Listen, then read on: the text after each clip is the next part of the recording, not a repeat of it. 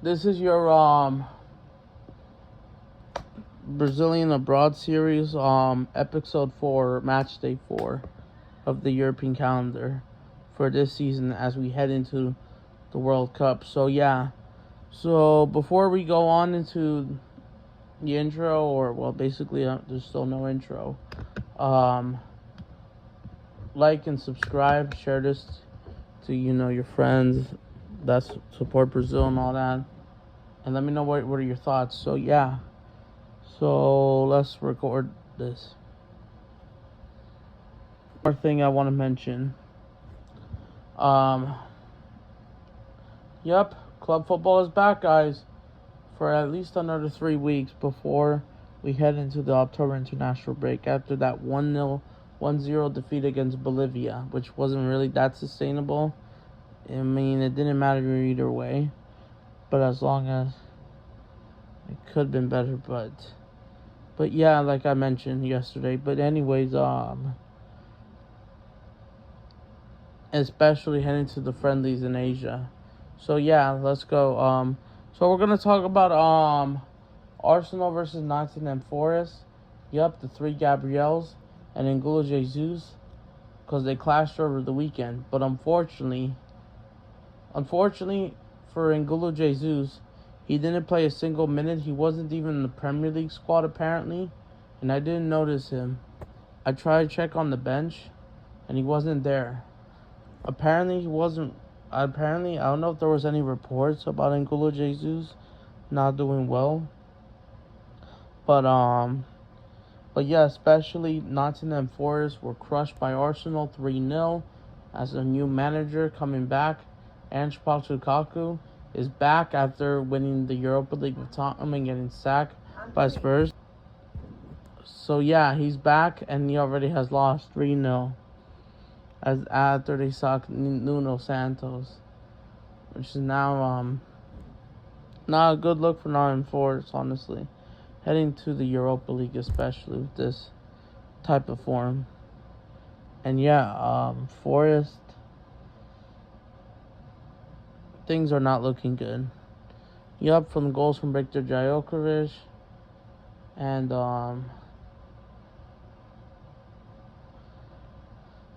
yeah.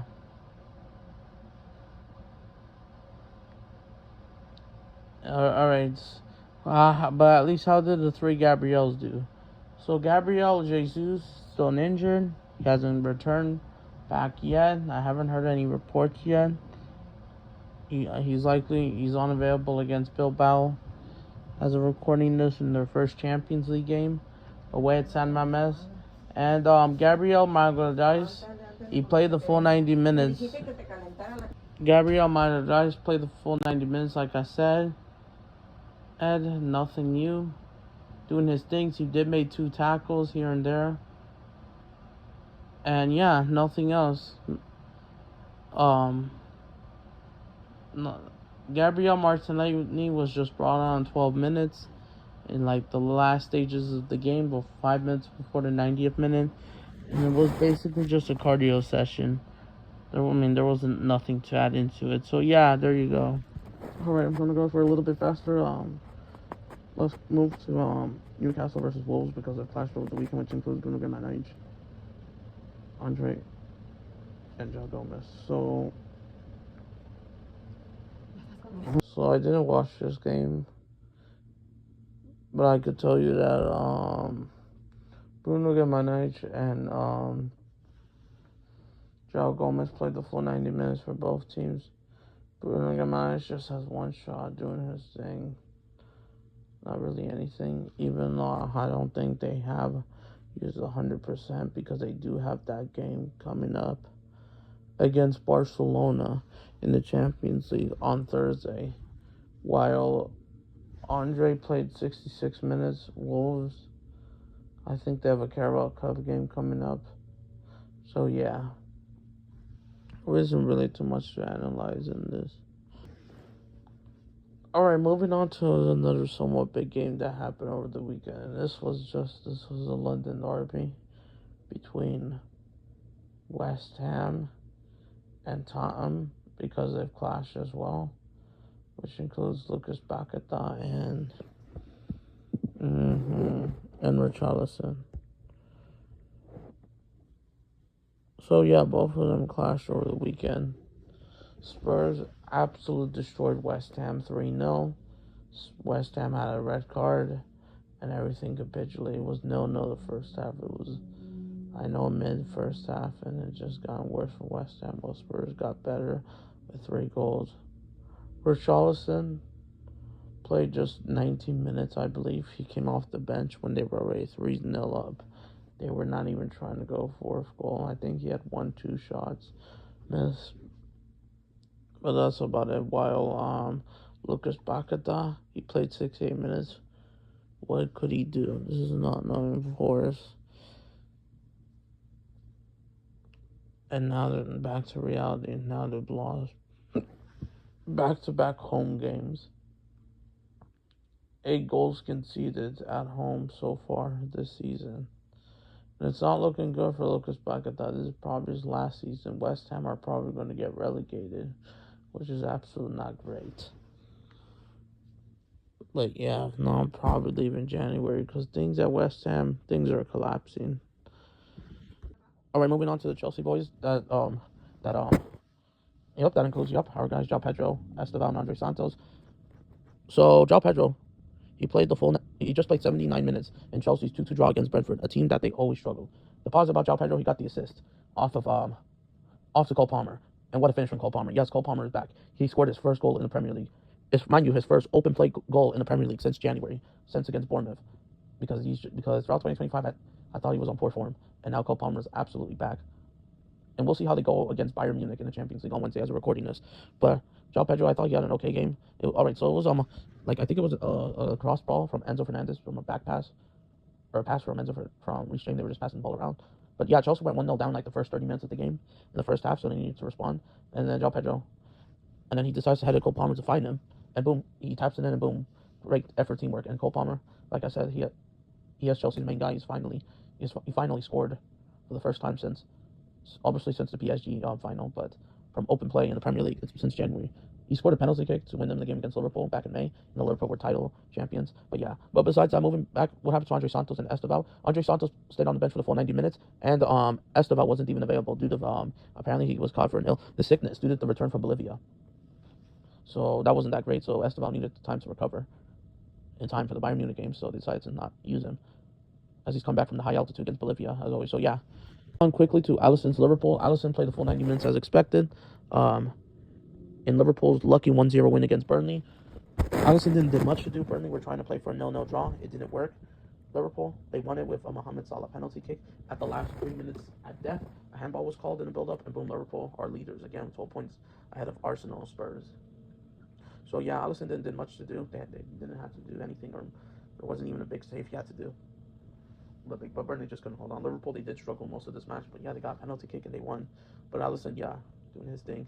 Nothing there, especially as they compare for also on UCL game against Atletico Madrid as on Wednesday as well. All right, let's move on to the last game of the Premier League of the week. It's by far the big one. As always, we keep the big ones for the last one. So yeah, on Sunday, the Manchester Derby.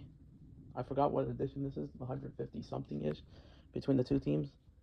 Yup, and Manchester is absolutely completely blue. Absolutely. Man City absolutely dominate Manchester United. Manchester United 3-0. Man City, they needed this win. The pressure was on them more after Man United's comeback to win against Burnley, while City had to come back-to-back losses against Tottenham and Brighton, respectively. But City absolute battered United. Goals from Erling Haaland. He could have gotten a hat-trick. Twice goals, Phil Foden in the first half. And yeah, City absolutely cooked United in the Derby. They absolutely did. And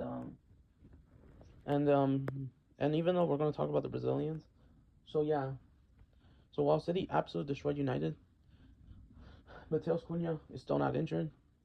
He's still not injured for a little bit more. He couldn't play.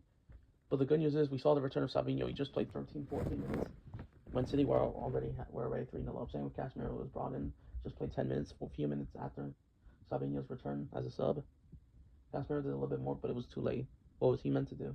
Yeah, so the Brazilians, Well, Casemiro and Savinho as rivals, of course they just came off the bench and it didn't really matter. It was just to like hopefully to the recover. But yeah, but yeah, Stinker and Hook United, Amarin, they probably will try and probably get relegated. So yeah. So on Saturday, moving on to La Liga, we're done with the Premier League. Like I said, we're gonna start off with Real Madrid because they played their game first before Barcelona, even though they're not the current champions. But yeah, on Saturday, I did watch this game. Yes, I did watch 90 minutes of this game. So yeah, Vinny. So it looks like Xabi Alonso has decided to put Vinicius Jr. back on that left wing starting again, and he played just 68 minutes.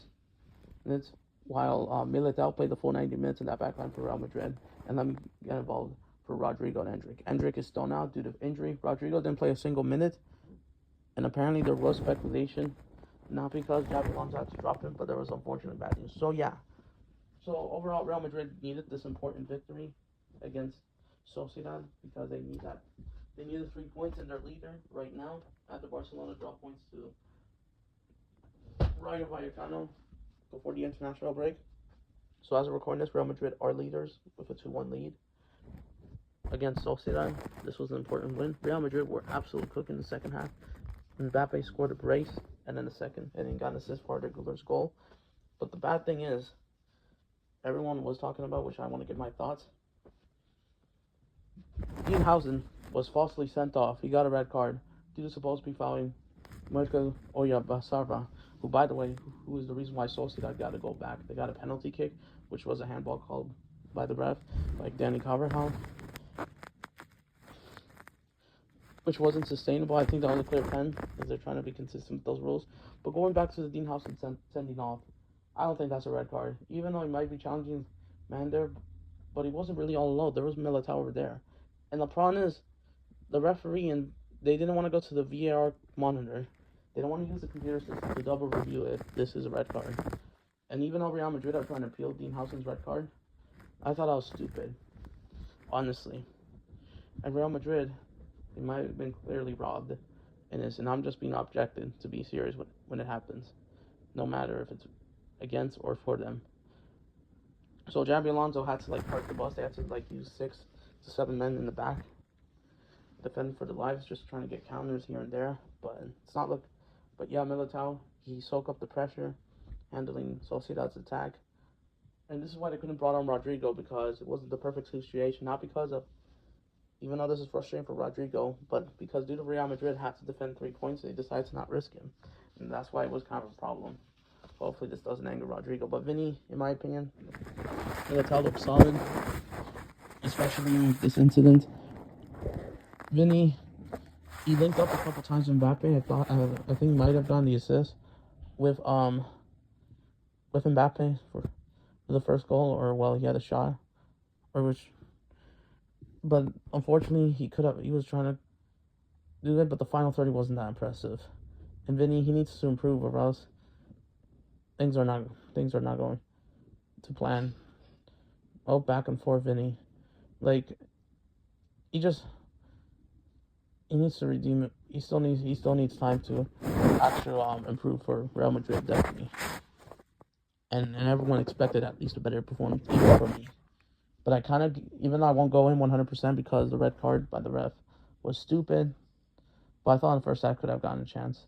So yeah, moving on to Barcelona's Rafinha, and all I gotta say. All right, let's get into it. So yeah, Rafinha definitely had a better performance than Vinny, for sure. He didn't start it because guess what? Apparently Hansi Flick had to drop him due to him coming late, unfortunately. So he had to start Rugby Buggery, I think, and that's left side, I think. And by the way, there was no Yamal, by the way, for Barcelona. He was out injured. Throw his back near the private part. I don't know.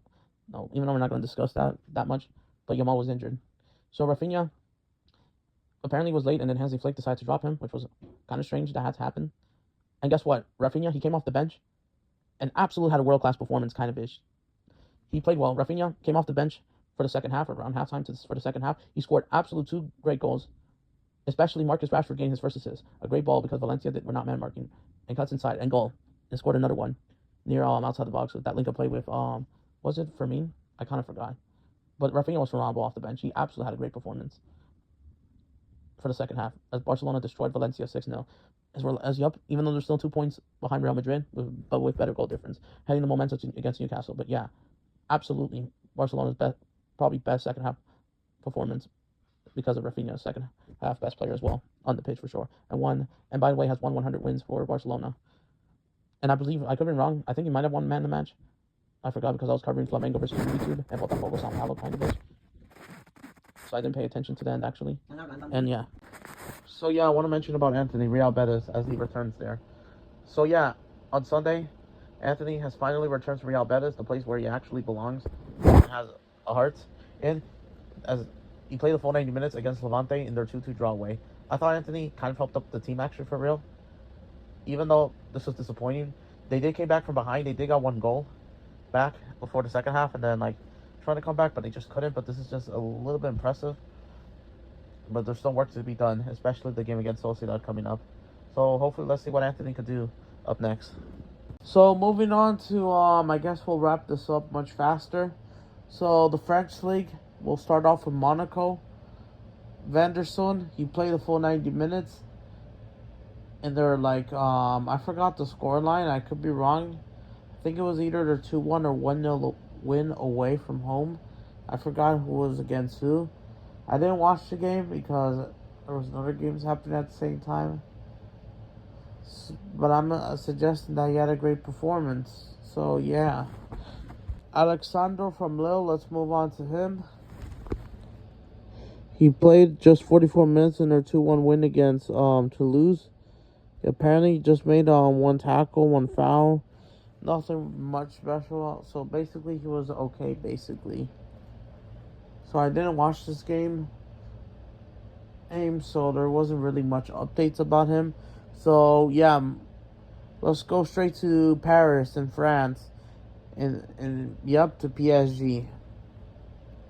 So, yeah. So, PSG, they won 2-0 against Lens. Their 2-0 win against Lens in Ligue 1, obviously, the McDonald's League, McChicken League. Obviously, we're still in here. So, Lucas Bralado, he played 72 minutes or 76 minutes. He had to be subbed off, and unfortunately, he had to come off with a pain injury. I don't know, I heard he was subbed off injury, but I don't know what caused the injury, if it was a collision with a player or... But yeah, but now apparently he is out against Atalanta as a recording this. Unless if I don't get this upload in time because there's just so much things I'm doing in person and life. So he will be out, and I don't know for how long he'll be out. But he's definitely probably going to be out in their next league game against I forgot who, honestly. But let's see if he could stay fit against Barcelona. Meanwhile, Marquinhos, he stayed on the bench for the full 90 minutes as they probably rotated most of their squad, especially the Champions League game against Atalanta. So yeah. Moving on to we're gonna go to Italy and Germany because they're gonna be quick as the episode is about to end. Let's start with Italy. Going on Wesley on Saturday. Wesley played the full 90 minutes for AS Roma, unfortunately, in their 1-0 defeat against Torino at home. This was their first L. I don't know how much he played. I didn't watch the game either because I was doing something or I was covering. I kind of forgot this game was on, honestly. Even though I should be watching more Serie A, even though I don't have Paramount Plus and I wait for Fox to support this video or watch the highlights. But I'm assuming the whole team from Roma didn't play well because I see they got locked up at home. It's not important great performance from the team, I'm assuming. Dobic as well and all that. And all right, moving on quickly to Atalanta and Ederson's Atalanta and Luis Enrique from Inter Milan. They both were not available. Well, Luis Enrique for Inter Milan stayed on the bench the full 90 minutes in the Classico, or Derby d'Italia, as local call it, between Juventus 4, Inter Milan 3. Classic of a game. Juventus coming back, Inter Milan lose, capitulated, as there was no minutes being seen for Luis Enrique. Ederson is still not injured. We don't know for how long he's going to come back, or what stays. So yeah, and real quick in Germany, Jan Kuti played the full 90 minutes in Dortmund's 2-0 win against Heidenheim, which had a solid, okay performance. Even though Heidenheim, they played bad, honestly, you could say. Especially as they go against Juventus and Dortmund will clash. As I'm recording this, if I missed this, it's because of, like I said, this doesn't happen. And we got one more thing. So yeah, here we go. As a new era, Ederson is no longer at Manchester City. So I want to report on this. So Ederson, he has officially made his debut for Fenerbahce as the new goalkeeper. He played the full 90 minutes for Fenerbahce's 1-0 victory against Trenin. Sorry, my bad. I'm not trying to butcher or mock, or I can't pronounce it right. I'm sorry, my Turkish fans. I apologize. I just don't know the Turkish league. I don't know Turkish myself, but I should be watching this because Turkish football isn't being talked about enough, honestly. But yeah, Ederson made his debut as Atalanta's goalkeeper. My bad, Fenerbahce's goalkeeper, because it's two Edersons. He made his first save of the team that kept them. If it wasn't for that save, they could have equalized 1-1. So I'm assuming he had a great game, which I haven't watched how well he played in the back comfortably. But he made that one save to keep them the 3 points for Fenerbahce, which is good. So I would like to say thank you, everyone. I'm sorry, guys, but I've just been busy. I'm considering I might have to make an announcement. I might have to take a break from YouTube a little bit, even though I'm not trying to, because I still want to cover the Copa Libertadores. I've watched alongs for you guys, so I'm not trying to do that, but maybe a slowdown in some cases. So yeah, if you guys made it to end, make sure you like, subscribe to the main channel. Big up. Peace.